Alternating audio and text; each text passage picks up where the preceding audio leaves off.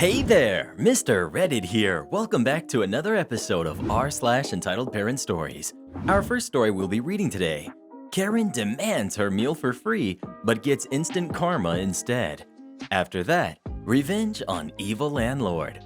And after that, you owe me $1,200. Now for every thumbs up this video gets, one Karen has to pay for her food. How dare you! So please smash that like button. And if you're new, subscribe and turn on notifications for new stories from Reddit every single day. Karen demands her meal for free, but gets instant karma instead. This story is about my mother. Yes, she is a mega Karen, and unfortunately, I've had to put up with her most of my life. This happened when I was a teenager, around 15. We went out for dinner at a small local restaurant that did all-you-can-eat buffets. I should mention that my mother has long, thick, and curly hair, and she never ties it up. Important for later. We got our dinner and sat down to eat, and all was going well. I was surprised at how well my mom was doing. By this point, she should have found something to complain about by now. And then it happened. She looked down at her plate and said, "OMG, look at this! There's a hair in my food!" Me, knowing exactly what she was doing. "Mom, that's your hair." Mom, no, that's not my hair." The way she was talking was obviously dramatized for effect, and she was beginning to get louder and drawing attention from other diners. She continued to cause a scene and get more irritating, drawing more attention to herself and inadvertently me. I wanted to sink into my chair from embarrassment. Not long after she started her fake tantrum, the waitress came over to see what the problem was. Waitress, how's it going over here? What seems to be the problem? Mom, there's a hair in my food. Waitress, okay. Mom, getting furious at the lack of care from the waitress. Well then, what are you going to do about it? We deserve to have our meals for free. This is horrible customer service. Waitress, with a smirk across her face. I'm sorry you're not satisfied with our food. Would you like to speak to the chef? Mom, looking smug that she thought she won. Yes, I would. I was confused at this point, not understanding why the waitress didn't seem to care, even though I knew my mom was lying. But it soon became clear why. A few minutes later, a man came out from the back of the store and walked right up to our table, and my mom's face went ghost white and her jaw dropped. The chef was bald. Not balding, but so bald that you could see your reflection on his shiny scalp. Chef, hi there, how are things this evening? What seems to be the problem? Mom, well, there's a hair in my food. Chef, smiling. I'm sorry to hear that, ma'am, but unless I've miraculously grown a full head of hair on my walk over to your table, you can see I am very much bald. And as I am the only chef working tonight, that is clearly not my hair. Mom is speechless. Chef, is that all for now? I need to get back to work. Without waiting for an answer, he turned and walked back to the kitchen, but not before I mouthed sorry to him as he left. I knew better than to say anything to my mom after this. Rubbing her failure in her face was a bad idea, but I had a smile on my face for the rest of the night. Have any of you ever found a hair in your food? And if so, where was it at and what did you do about it? Please let us know. I would demand a refund. Revenge on evil landlord. When I was in university, I had heard stories about horrible landlords of student housing, but hadn't experienced it myself. Until third year, when it felt like we got 3 years worth of crappy landlords all in one go. It began when I heard noises in the wall behind my bed at night. I brushed it off for a while until I realized that it was an animal in the wall. I told the landlords the next day, and they immediately played dumb, acting as if I was stupid in front of my housemates for suggesting that something could fit inside of a wall. That was the first alarm bell. Why immediately tried to embarrass me into dropping it. After explaining that I know what a cavity wall is, she asked if we had seen anything in the kitchen.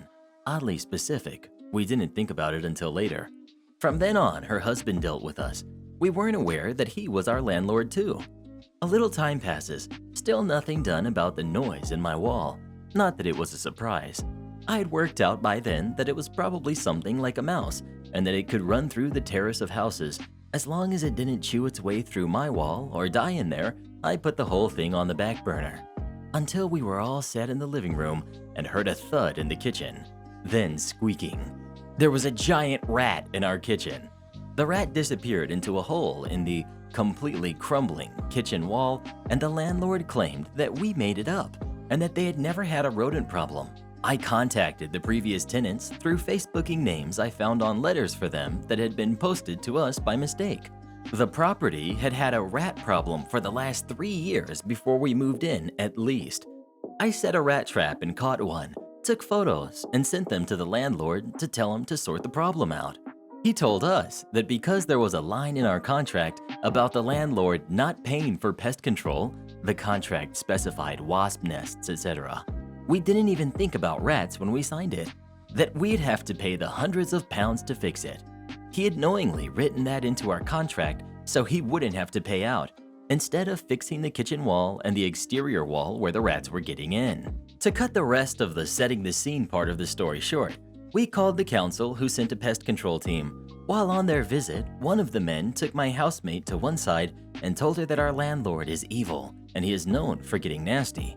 They told him that it wasn't our fault that there were rats, it was his, and he screamed in my face until he was bright red about how I was a terrible person and was trying to take him down for no reason. One of my housemates had to leave because she was scared. I wasn't. We were in a room full of men who were backing us up, making himself look worse for screaming in my face like that. I'm female and was 22 at the time, about half his size. He tried to sue us for slander. It isn't slander if it's true, so swing and a miss. Now for the revenge. It was written into our contract that we had to be notified 24 hours in advance if anyone needed access to the house, which included house viewings. I began my mission: stop any students from getting stuck in this place. The house was being shown by agents, so it made it fairly easy. I left the rat traps in prominent places, casually explaining why we needed them if asked, and if I felt I was being too subtle, making a fake show of, "Oh gosh, please ignore the rat traps. The landlord said he'd fix the kitchen wall where they get in, but hasn't gotten around to it, so we have to catch them." I was honest about the mold problem in the bathroom. When I found out they were planning on increasing the rent by 100 pounds a month, I made a point of saying something like, "Well, it's just about worth the rent I was paying." I made sure to say his name so they wouldn't get away with using his wife's name as a front while his reputation for aggression stays hidden. The agents never said anything to me directly, and because we had to be notified, I could always make sure I was home when there was a viewing. My housemates fully supported my revenge, but I was the woman of action in the house. When I'm sure I'm in the right, I will do what's necessary to make things right. That was until they tried to turn up unannounced one day, not even knocking, just unlocked our front door and walked in. Luckily, I was in the house and kicked them out for not informing us, and told them they were in breach of our contract. If the landlord could use it to beat us with, two can play at that game. No new tenants had signed for the house by the time we were free of that place. It's been 2 years now though, so I have no idea what happened to the rat house. Speaking of rats, have you ever seen a rat or a mouse in your house? And if so, what did you do about it? Please let us know. I would call the previous owners and demand they come fix it. You owe me $1,200. When I was 17, I had purchased 10 ounces of silver from my high school art teacher. I believe I paid just under $20 for it. I had shown this to my mom when I came home from school. However, due to the way my father was treating me, I left home that night. I took my clothes, a few keepsakes, some books, and also the silver. I left quite a few belongings behind in a closet in my room, belongings that my parents refused to let me retrieve in later years. I got most of it back when they died, but things like the first Barbie in its original box and a Chatty Cathy doll were gone. But I digress. This was back in 1967. By 1980, I had been married 5 years. My sister had come by to visit, and she told me that she had just been to see our mom and dad. She also told me that they were frantically tearing through the closet in my old bedroom and wouldn't tell her why. I just shrugged at this because our parents were odd to say the least. About 10 minutes after she told me this, my mom called me. Mom didn't even say hi when I answered the phone. She just frantically asked me where I had put that silver I had purchased. It took me a while to remember just what silver she was talking about. When I finally remembered, I told her that I had made all of that into jewelry over a decade before. This totally upset her, She screamed at me to stop lying. She said that they had been looking for that silver all day. I was still puzzled, so I asked her why. That is when she told me that the silver price was nearly $50 an ounce at that moment, and she knew that I had several ounces of it and I needed to tell her where it was right now. I again told her that it was all gone. I had made rings and pendants with it, had given them away to my friends, and even sold some. She then freaked out. All 25 ounces of it? It was 10 ounces, and that was 13 years ago, I said. She really came unglued. She said that her and my dad were counting on that $1,200 because my youngest brother needed it for his kids, that I was being selfish. Then she decided that I owed her $1,200 because I didn't leave the silver at her house as I should have done. I reminded her that it wasn't 25 ounces, it was only 10, that I had purchased it with my own money, so it had been my property, and I owed her, my dad, and my brat youngest brother nothing at all. This angered her further. She told me that I will be hearing from their lawyer, and then she slammed the phone down. She would have hated cell phones because you can't slam them. I never did hear from her lawyer, at least not that time. In fact, I never heard another word about that stupid silver. The price went back down just a day or so later.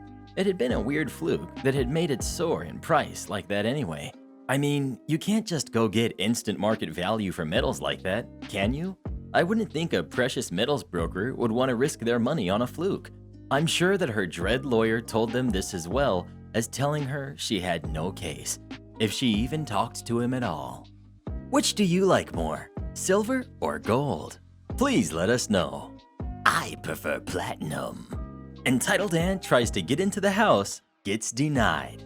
My grandmother broke her leg, and for 5 years, my mother cared for her every day, despite my grandmother treating her like crap. Mom has 4 other siblings. One, Entitled Aunt, lives 10 minutes from grandmother and refused to help because it was just too far to drive, etc. Entitled Aunt was constantly taking money from grandmother, and when Mom would call her on her crap, she'd get mad and leave. Well, Aunt decided to move out of state and didn't tell anyone she was going, which broke Grandma's heart because Entitled Aunt was her favorite.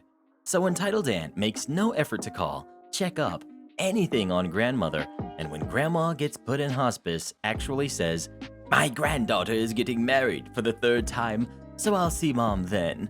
Said granddaughter wasn't getting married for a month. Anyway, Grandma holds on. Aunt keeps calling other aunt and uncle, never Mom, and asking for updates, and when they don't have any, she tells other aunt, "Okay, you need to tell me when she's close because we need to go through the house and really search it because I know there's money in that house." This gets relayed to my mother through non-entitled aunt. So when Grandma actually died, we weren't expecting her to show up. Guess what? She was on her way ASAP. So Aunt is hauling butt to the house because we all know Entitled Aunt is on her way.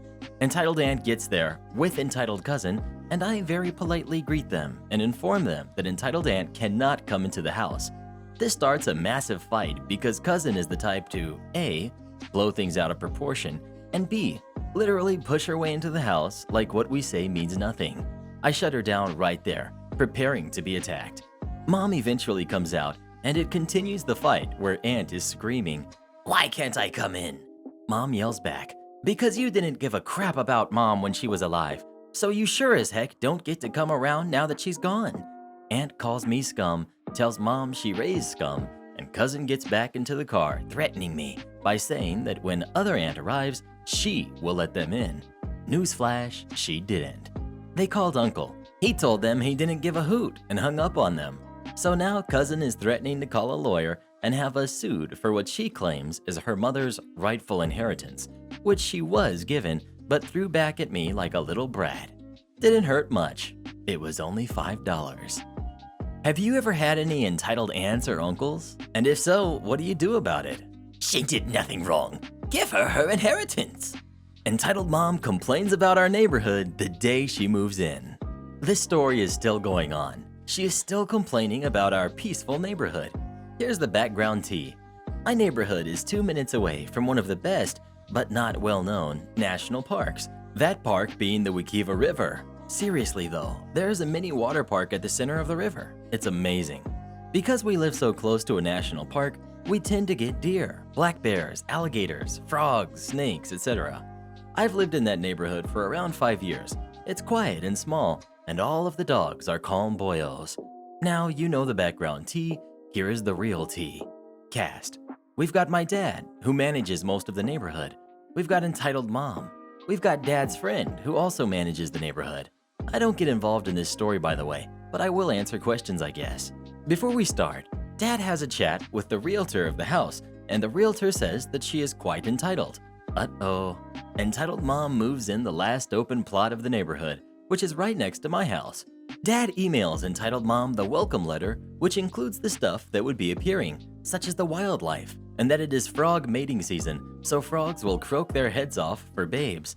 Entitled mom, of course, moved into the house next to the second largest lake in our neighborhood. Plus, she didn't read the letter, which means she has no clue that alligators like to vibe near the lake. After she moves in with her toddler and yappy dogs, complaint number 1 rolls in. Entitled mom. The frogs are too loud and I can't sleep. Make them stop. Dad basically does a mental facepalm, realizing she has not read the welcome letter at all. Dad soon explains to her that it is currently mating season for the frogs, and that frogs will start appearing everywhere around the neighborhood as they mate. A couple of days later, an alligator decides to chill near the lake, closest to her house. It is a small alligator, probably 3 feet long. The alligator seems like the skittish type and most likely will not do any harm. Because of this, complaint 2 rolls in. There is an alligator near my house. It's going to eat us. Take it away. Of course, the alligator is quite small and will do no harm unless the kid or dogs do something harmful to it, such as throwing a rock at it.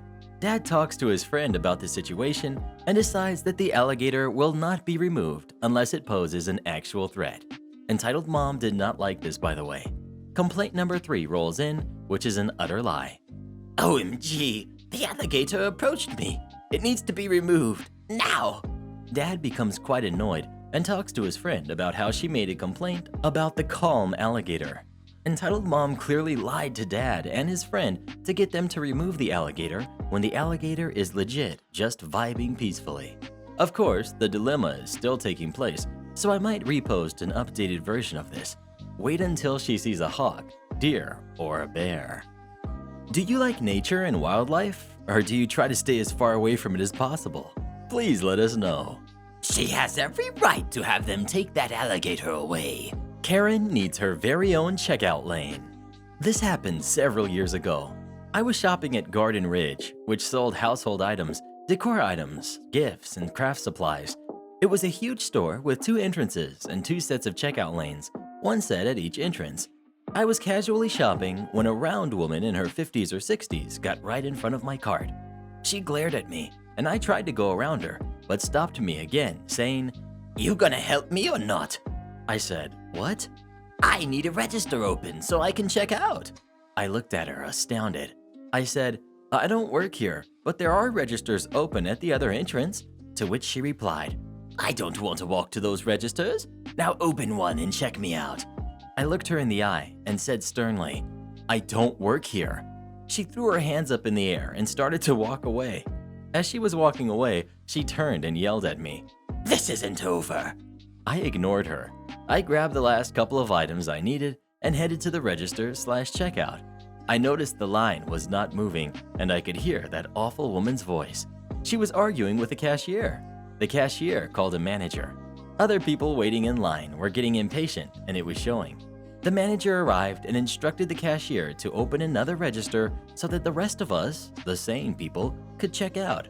"How come you open a register for them, but not for me?" the awful woman yelled at the manager. He replied, "Ma'am, you're at an open register now. What can I help you with?" "I wanted a register open at the other door, and one of your workers refused to do it. She kept babbling nonsense." I raised my hand and got the manager's attention. The awful woman looked over at me at the same time the manager did. "It was her. She wouldn't open a register for me. Then she lied and said she didn't work here," shouted the awful woman. "Ma'am, she doesn't work here," the manager said. "Are you going to help me or not?" she yelled. "I'm trying to help you, ma'am, but you haven't asked for something that I can help you with. If you want to check out, then I'll check you out." The awful woman huffed and puffed and started angrily putting her items on the counter. I was nearly done paying for my items at the other checkout lane when she was done paying for hers. The manager handed her the receipt and told her to have a nice day. As the awful woman was walking towards the door, she paused and shouted, "I guess customer service is dead here." The manager shouted back, "Ma'am, you can call corporate and get it out of your system. I'm not going to allow you to disrespect me or my staff." "Oh, I'm definitely calling corporate, and I'm telling them everything that happened here today," she yelled. I was walking past her and said to her, "I'm sure that will be rich. Tell them you need to have your own personal checkout lane while you're at it." She looked at me, red-faced and shaking, and yelled, "I plan on it," then took off following the sidewalk around the building.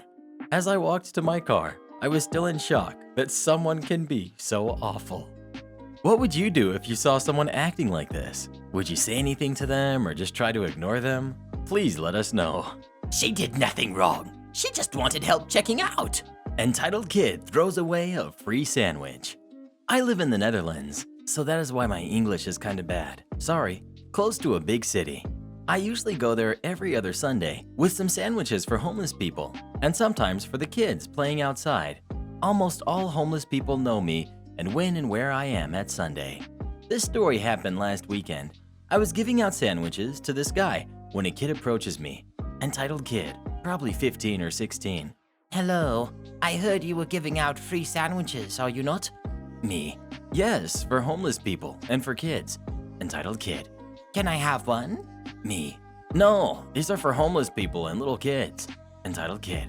Yes, but I am a kid. Me. No, you're not. You're a young adult.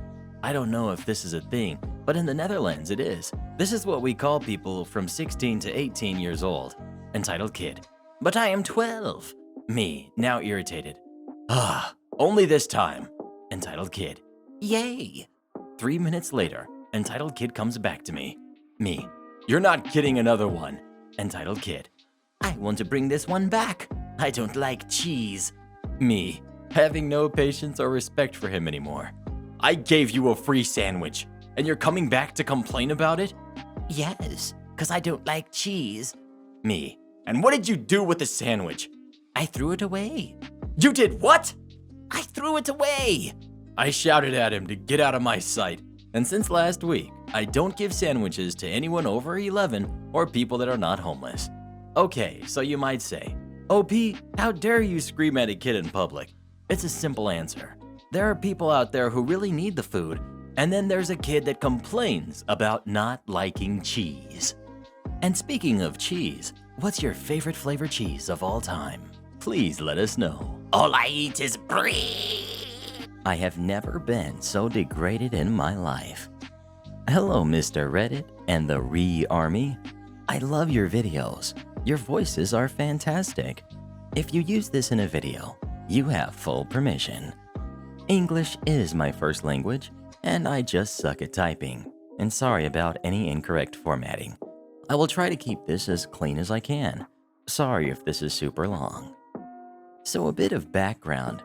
I have been drawing since I was in 8th grade, and of course, I have improved much since then, as I am now 21, and I take some great pride in my work. Well, I first started with humans, and then once I got into My Little Pony in 9th grade, I started drawing it in 10th grade. Well, a few years down the line, I find this social app called Amino. It's an amazing app, by the way. I am always on it. Well, I joined one of the biggest communities on the app, which was an MLP community. I loved this community and still do. Recently reached 3,000 plus followers on it. Yay! Well, at one point, I tried to join a group in the community. I applied to be a teacher in the group to teach those that wanted to learn to draw or improve their art. I will admit, when I got the spot, I lost it due to my stupidity.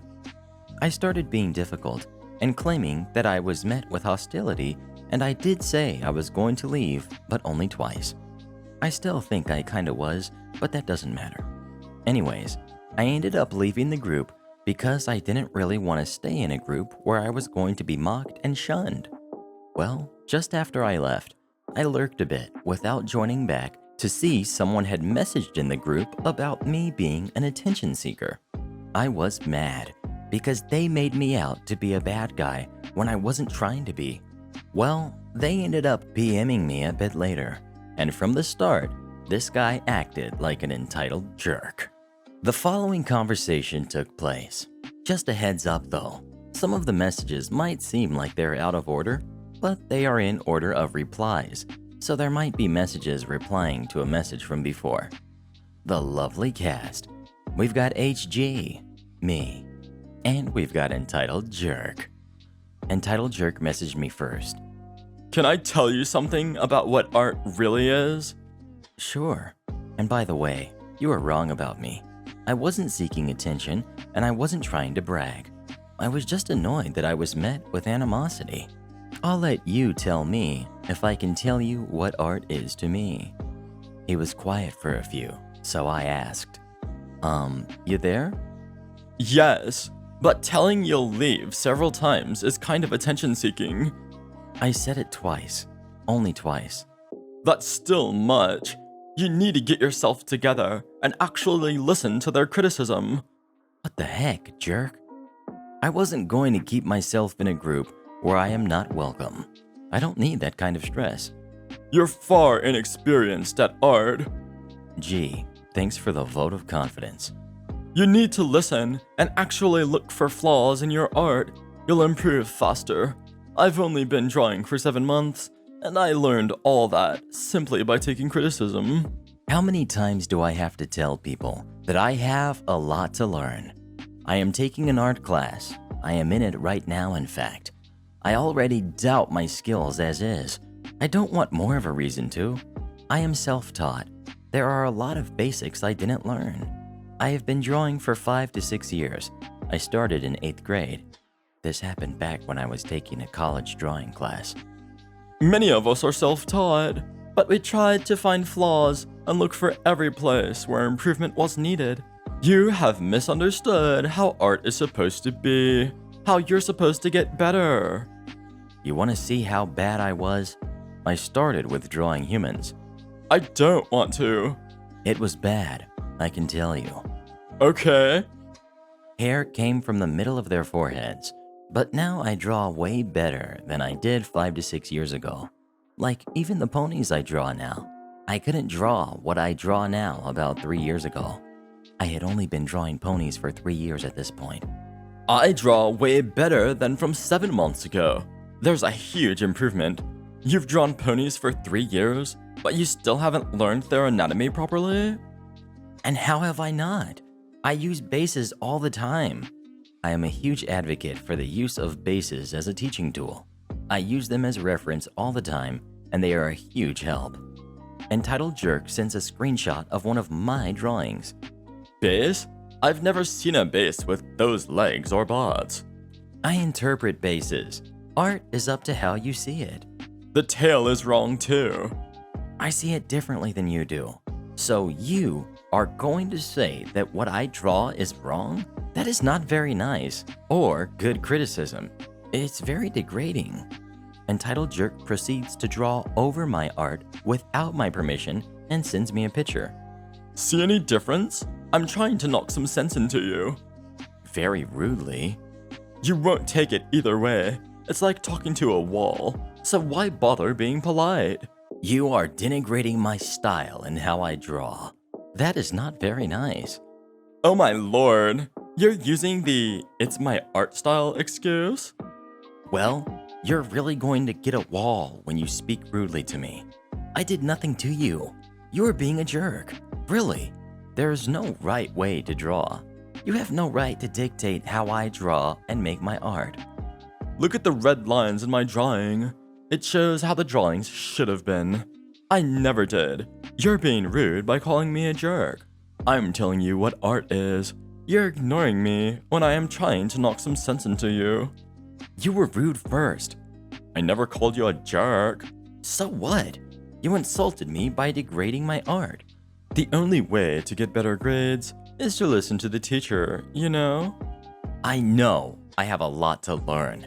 And you are like, this is how it is done. You are wrong. That is not very nice. Not if the teacher is rude and demoralizing. You have a lot to learn and still think you qualify to be in the position teacher. It's for experienced people, constantly trying to get feedback and improving their art. Well, I am nicer than you and more encouraging. I don't outright say, your art is bad, you don't know what you're doing, blah blah blah. That is not right. Well, it's really nice to call someone a jerk, smiley face. I'm encouraging you to get yourself together and destroy that wall. What wall? You entitled jerk? I am put together just fine, and you are not encouraging anything but spite. I am normally a very nice person, but like you are making it hard for me to be. How so? You didn't get yourself together. You never listened to any constructive criticism. You thought you were perfect, and everyone else got issues. Great grammar there, jerkwad. Oh, pulling the mask off and showing the edgy teen now? I am in no way edgy. Let me tell you something. I never thought that, ever. I am 20 years old for your information. I was still 20 when this convo occurred. An immature 20 years old. You want to know something? I know that there are people better than me. There are people out there with skill I will never be able to come close to. But I have never thought in my life that I am better than anyone. Don't assume you know me, because you know nothing about me. I still don't think I am better than anyone, mostly because I don't think it is right to think that way. Everyone is equal to me. I know you have a very thick head, just like a flat earth believer. You don't want to acknowledge your mistakes. I acknowledge my mistakes just fine. If I never did, I would have never learned from them and wouldn't have the skill I have today. And don't compare me to those nut jobs. I am not thick-headed either. Nut jobs? I ended the convo after that, telling him to bug someone else with his messed up ideas of art. I then proceeded to block and report him because I wasn't going to deal with it anymore. I have never been so upset about someone degrading me in my life, and to this day, I'm still angry about it. Every time I read the blog I posted about it on my page on Amino, my anger returns.